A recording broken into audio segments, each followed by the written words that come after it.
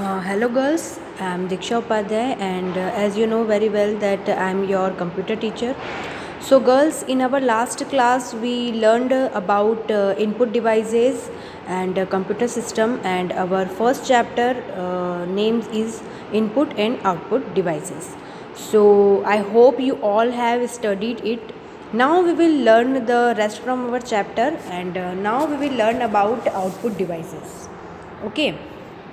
हमारे जो last previous video थी हमारी, उसमें मैंने आपको काफ़ी कुछ पढ़ाया था। हमने इनपुट डिवाइसेस के बारे में पढ़ा कि इनपुट डिवाइसेस क्या होते हैं। उसके पहले हमने ये पढ़ा कि कंप्यूटर सिस्टम क्या होता है। देन आईपीयू साइकिल हमने पढ़ी कि इनपुट आउटपुट क्या होता है। नाउ हम आउटपुट डिवाइसेस के बारे में बात करने वाले हैं।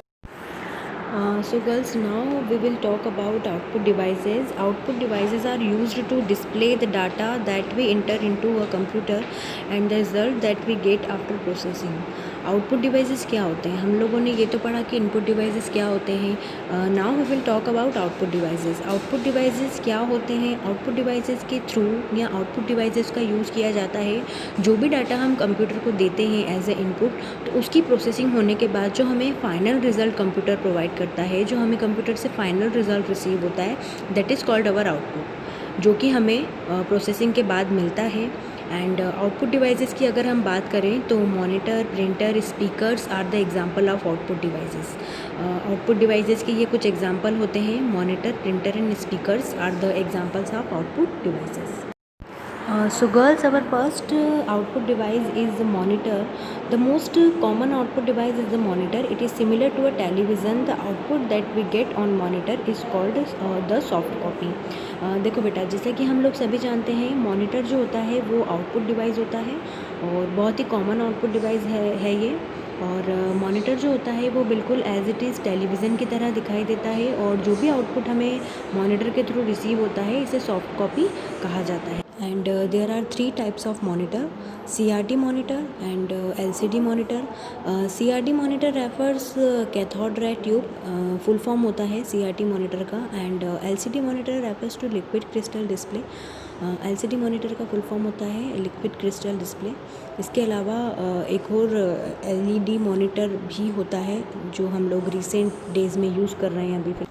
CRT और LCD मॉनिटर के अलावा LED मॉनिटर्स भी होते हैं. The third type of monitor are LED monitor, and this monitor look more or less same as LCD monitor. ये जो मॉनिटर होते हैं ये बिल्कुल LCD की तरह ही दिखाई देते हैं. And this have better picture quality and are in more demand that LCDs.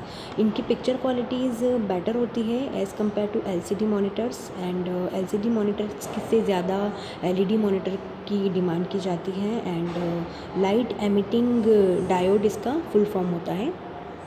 So girls, our next output device is speakers, and speakers are the output devices used to listen to music and sound effect from the computer. Speakers जो होते हैं वो output device होते हैं. And speakers का use किया जाता है म्यूज़िक को सुनने के लिए as well as sound effect सुनने के लिए. अगर हमें कंप्यूटर का किसी भी तरीके का कोई साउंड इफेक्ट सुनना रहता है या कंप्यूटर में से किसी भी तरीके का म्यूज़िक सुनना रहता है तो हम लोग स्पीकर्स का यूज़ कर सकते हैं.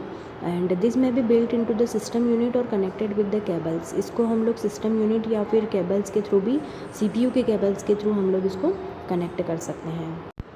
So now we will talk about printer, and it is an important output device. It prints the output onto a paper and the printed copy is called the hard copy.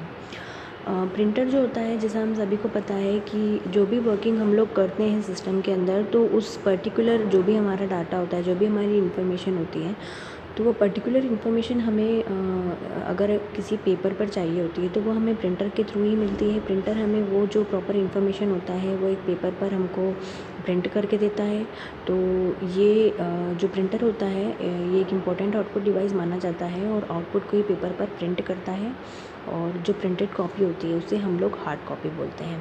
और the most commonly used printer R dot matrix, inkjet and laser printer. Printer के 3 types होते हैं: dot matrix printer, inkjet printer and laser printer. And हमारी आगे की video में हम इन printer को देखेंगे कि ये प्रिंटर किस तरीके से दिखते हैं और किस तरीके से इन प्रिंटर का वर्किंग होता है. डॉट मैट्रिक्स प्रिंटर होता है, सबसे पहले हम डॉट मैट्रिक्स प्रिंटर के बारे में पढ़ेंगे। Dot matrix printer work like a type writer and creates impression bye striking on the paper. Dot matrix printer जो होता है वो एक टाइप राइटर की तरह वर्क करता है और पेपर पर अपने इंप्रेशन को स्ट्राइक करता है। और ये बहुत नॉइज़ी होता है और हाई क्वालिटी का आउटपुट बिल्कुल भी हमें प्रोवाइड नहीं करता है।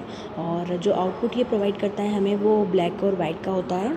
ठीक है, तो ब्लैक और वाइट के वर्ड्स के रूप में या वर्ड्स के हमें ये आउटपुट प्रोवाइड करता है।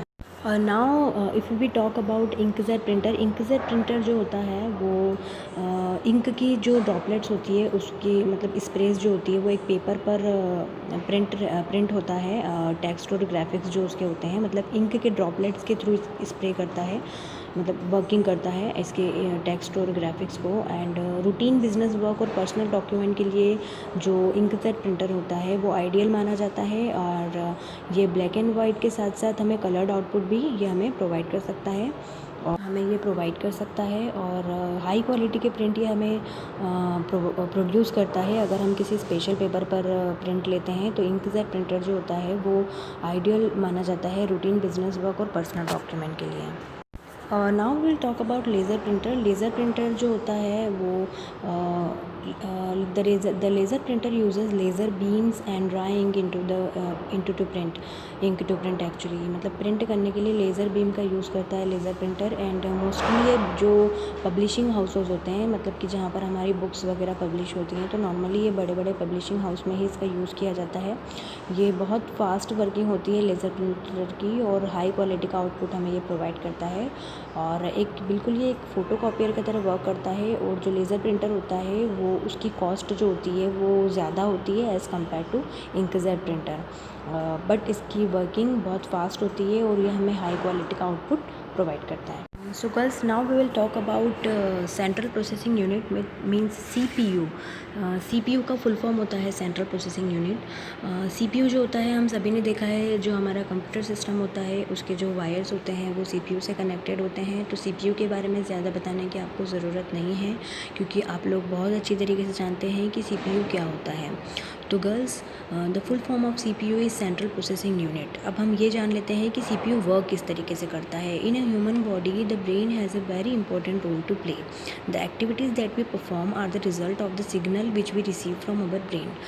देखो, हमारी जो ह्यूमन बॉडी होती है उसमें क्या होता है, ब्रेन का बहुत ही ज़्यादा इंपॉर्टेंट रोल होता है प्ले करने के लिए। जो भी एक्टिविटीज़ हम लोग परफॉर्म करते हैं वो रिज़ल्ट होता है उन सिग्नल्स का जो कि हमारी ब्रेन से हमें रिसीव होता है। मतलब हम वही काम करते हैं जो हमारा ब्रेन हमें करने के लिए एडवाइस देता है या फिर सिग्नल्स देता है, हम लोग हमारी नॉर्मल लैंग्वेज में कहें तो सिमिलरली CPU जो होता है वो ब्रेन कहलाता है कंप्यूटर का। CPU is the brain of a computer where it process and store the information, perform calculation and send the result to the output device.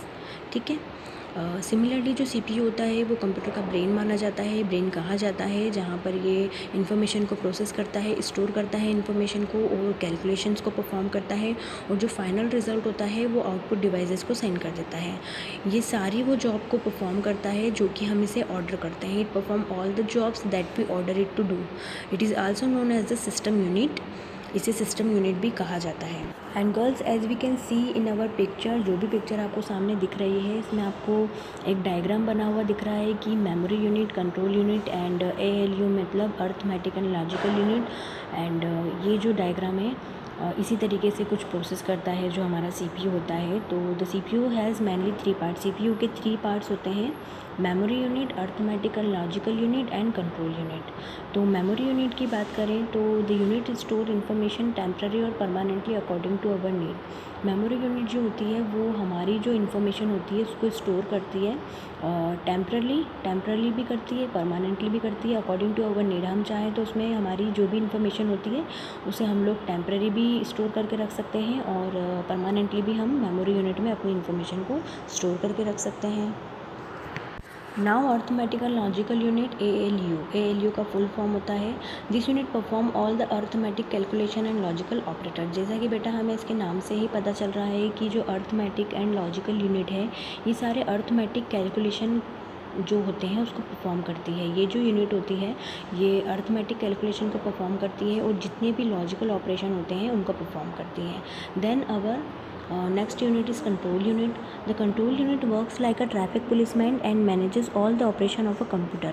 Control unit, जैसा कि इसके नाम से ही हमें पता चल रहा है बेटा कि कंट्रोल यूनिट जो होती है वो एक ट्रैफिक पुलिसमैन की तरह वर्क करती है, सारे ऑपरेशन जो होते हैं कंप्यूटर को उसे ये मैनेज करती है। तो गर्ल्स, आई होप आप सभी को ये चैप्टर बहुत अच्छे से समझ में आ गया होगा। अगर आपको इस चैप्टर का रिवाइज़ करना है तो जो भी मैंने आपको इसके पहले जो लास्ट वीडियो मैंने सेंड करी थी आप इसे अच्छी तरीके से देख लें और इस वीडियो को भी अच्छे से देख लें। आप इसे अच्छे से रिवाइज़ करें घर पे बैठकर। एंड इसी वीडियो के साथ मैं आपको PDF भी सेंड कर रही हूँ जिसमें इसके आपको MCQs एज वेल एज़ जो भी इस चैप्टर के क्वेश्चन हैं उसके आंसर भी आपको मिलेंगे। So girls, take care of your self and stay home and stay safe.